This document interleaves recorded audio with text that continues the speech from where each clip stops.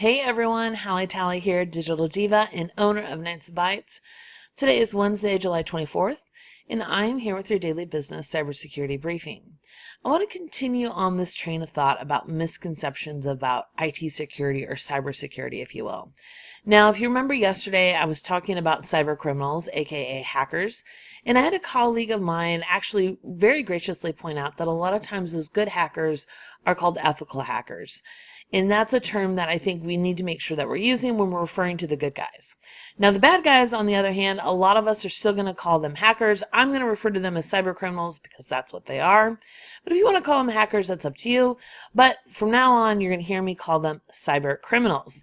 And I want to continue down this path of misconceptions about cyber criminals, because I think there are a handful of things that we make assumptions about them, about who they are, what they do, what hacking really looks like. So let me clear up a few of those.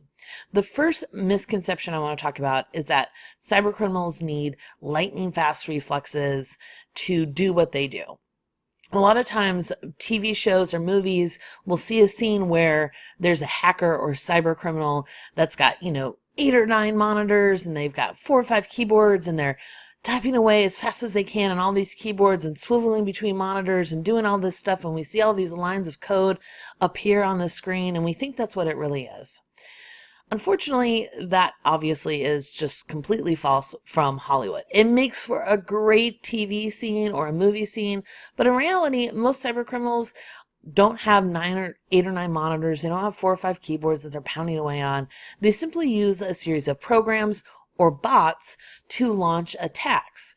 Now, a lot of times they may have to type a few lines of code or command. They may actually have to even just do a few clicks of the mouse to get started, and then they just sit back and wait. So the myth of them actually having to type all this stuff out to hack into businesses and databases and things like that, completely false. The second myth that I want to talk about is that cyber criminals need to be super techy, highly nerdy people. And again, it makes for a great movie scene to have this really technical, super smart IT person, hacking into businesses or database or corrupt governments or whatever. It makes for a great TV and movie, but that's not, again, what reality is. You don't have to be an IT person. In fact, you don't even have to have any technical skills, really. Maybe just some basic computer skills in order to start hacking. A lot of tutorials are available on the web for people who want to start to learn how to hack. They're available for free. There's YouTube videos. There's all kinds of information on how to do this. In addition, cyber criminals can actually purchase hacking software that makes it even easier for them. So the idea that you have to be a super smart IT person, completely false. Myth number 3 that I want to talk about is that these are highly lone wolf type people, right? They sit alone in their basement or in their garage or their studio apartment and they're hacking into government systems and things like that. Again, makes for great TV, but it isn't really true. In fact, a lot of hackers or cyber criminals that we're now calling them are very organized. In fact, they communicate within each other. They may work with other groups or groups of people to hack into systems or businesses or database. They're likely to share information, kind of tips and tricks, if you will, of hacking. Makes it a little disconcerting to know that there's chat groups out there of cyber criminals discussing the methods that they find have best worked for them. But that's what reality is.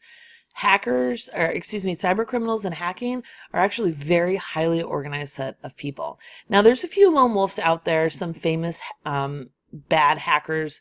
Cyber criminals are known for being lone wolves, but the majority of them, very organized and working with each other. And the last myth that I want to talk about is this fact that they hack into a system really quickly and then they're back out and really don't leave a trace.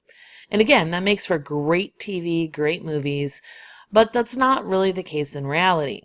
A lot of times cyber criminals will set a attack out, they'll start an attack, and it may wait on your systems for days, weeks, months. before it actually does anything for them. So hacking, cyber criminals are not like cat burglars, right? They're not in and out as quickly as they possibly can be. It's not a Pink Panther movie. These are folks that are very methodical. Like I mentioned previously, they're very organized. They are making sure that they are in your systems and then get the information that they want when it's available, and then they want to get back out without leaving a trace or without you noticing. So cyber criminals are a little bit more organized and they're much more methodical than what it appears in TV or in Hollywood. If you have any questions, please post them below. I'm happy to answer them. Or you can shoot me an email to htally@knightsofbytes.com. That's Knights with a K and Bytes with a Y. This video will be available on our LinkedIn, Facebook, and YouTube channels, so please like, follow, and share those videos from those pages. As always, have a great day and safe computing, everyone.